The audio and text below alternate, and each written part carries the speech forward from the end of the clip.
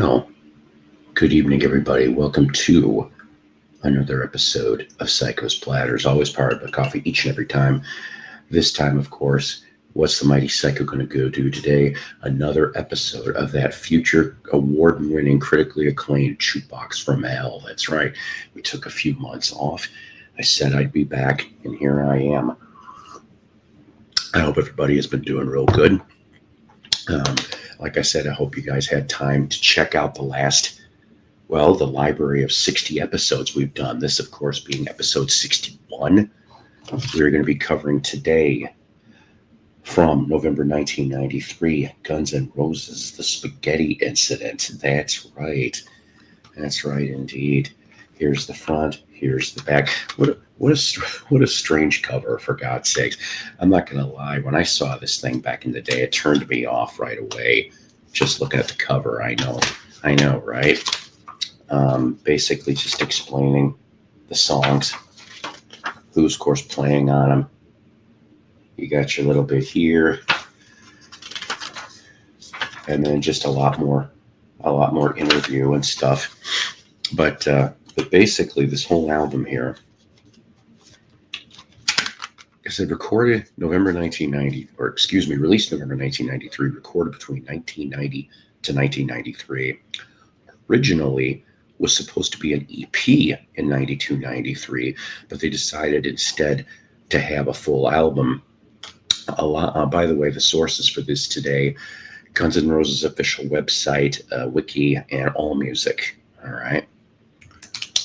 A lot of these tracks were recorded during the Use Your Illusion recording sessions, which, of course, Use Your Illusion was released in September 1991. You also had, believe it or not, intentions of multiple volumes of this kind of a release. And like I said, it's an all covers album, which at that time struck people, I guess the GNR fans, as a little bit odd and not entirely welcoming at first to this thing. They were going to call this originally Pension Fund due to helping out the bands that they covered through royalties of sales of the album. Spaghetti, by the way, in this was code word for former drummer Steve Adler's drug stashes because he would put it next to the refrigerator. It's a strange story. Your usual suspects on this album: Axl / Duff McKagan, they're all over this thing. Izzy Stradlin, uncredited, but supposedly is probably on 3 to 4 songs of this album, but where, we don't know. But it's also based on recording timelines. Dizzy Reed and Gilby Clarke, which did some new guitar tracks for the rest of the album, and then did new replacement guitar tracks on old Izzy tracks as well. Michael Monroe from Hanoi Rocks is on Ain't It Fun. And Ricky Rackman, remember that guy? Yeah, Headbangers Ball, MTV, and he's on But I Don't Care About You. Controversy did occur over track 13 of this CD, which was a hidden track on this album, of Look at Your Game Girl from Charles Manson. Yeah, you heard me right. That guy. Dave, oh boy, my writing is something else. Axl Rose wanted it understated by not giving credit on the album, and supposedly included for dark humor purposes, but bad choice on that, honestly. The royalties for that song went to some of the victims of Manson, and and Geffen Record Company donated theirs to Doris Tate's Crime Victims Bureau. Let's get into the songs, shall we, on this? All right. So, like I said, all cover songs. Track 1, Since I Don't Have You, cover of the Skyliners. We're talking late 50s here, doo-wop stuff. I actually like this version. I really do. Kind of surprised me. What kind of a pleasant surprise, actually, to start this thing off. Track 2, New Rose, cover of The Damned, their version. Duff sings this one, and it cranks. Track 3, Down on the Farm, which is the original was done by the UK Subs. I'm cracking up at Axl's fake British accent. I thought that was kind of funny, but I was digging the groove here. The band did a really, really good job instrumentally as far as that's concerned for most of this album. Track 4, Human Being, which was originally done by New York Dolls. Axl singing really high at times on this one. Interesting piano comes and goes on this track from Dizzy Reed. Track 5, Raw Power. Stooges, Iggy Pop and the Stooges originally did that. Axl and Duff co-sing on this one, and it really works well here. Getting to track 6, Ain't It Fun, which originally was done by the Dead Boys. This one, like I said, was guesting with Michael Monroe from Hanoi Rocks. I love Slash's guitar here. It's raw and dirty, in my opinion here. We go to track 7, Buick McCain, parentheses, Big Dumb Sex, which basically, it's a cover of T-Rex / Soundgarden, all right? I'm digging the groove on this one. Axl and Slash co-vocal on this one, which it's pretty rare for Slash to sing on any Guns N' Roses record, really. We get to track 8, which when I remember when this album was released, this was, I think, the single that came off of it. And I was pleasantly surprised back then hearing it on the radio. But we're talking about a cover of Hair of the Dog from Nazareth, which that's one of my favorite songs from Nazareth, all right. I always loved it. I always loved Nazareth's original. But they really do seem to make this their own.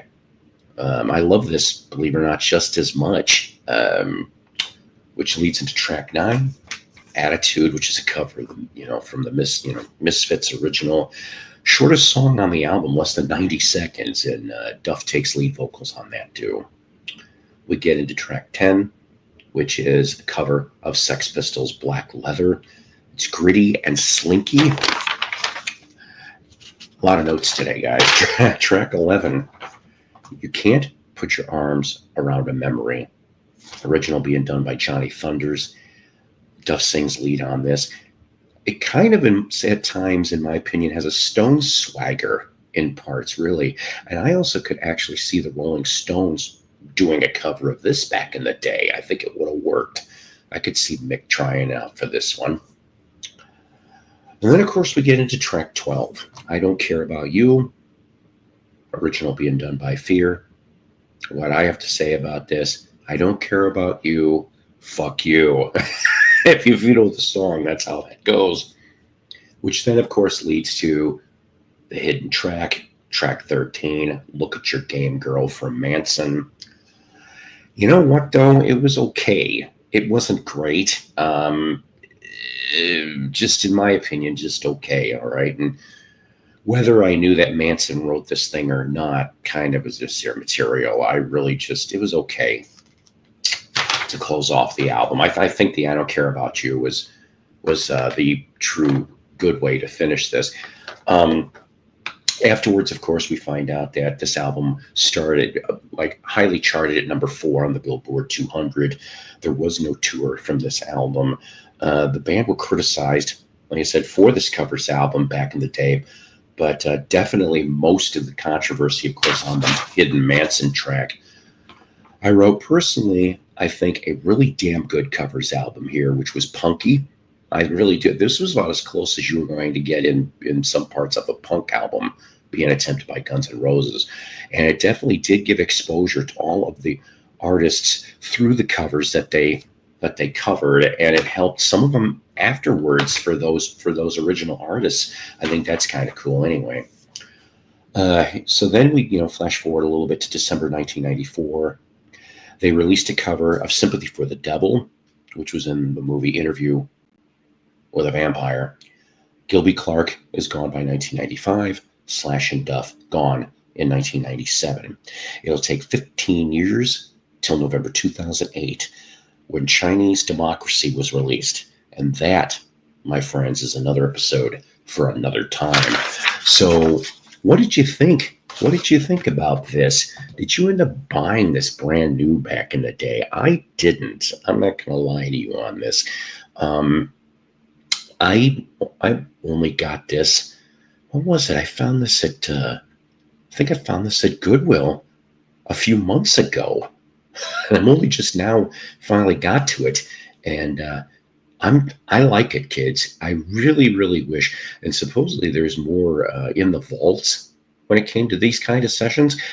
I wish they would release another album of different covers. I think that would be cool to hear that stuff in some, from some archival fashion.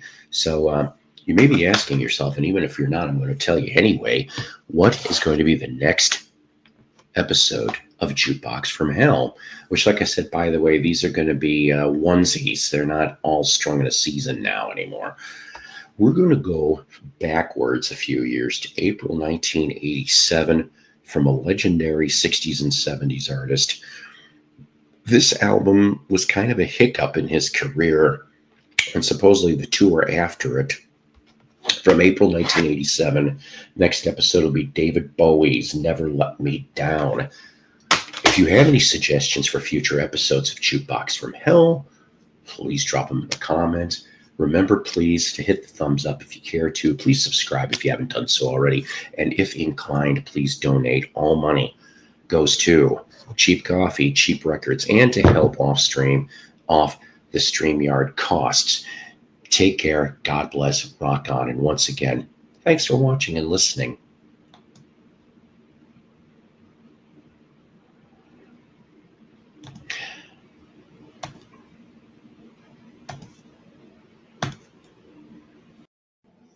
Psycho's Platters is a Love Peas production.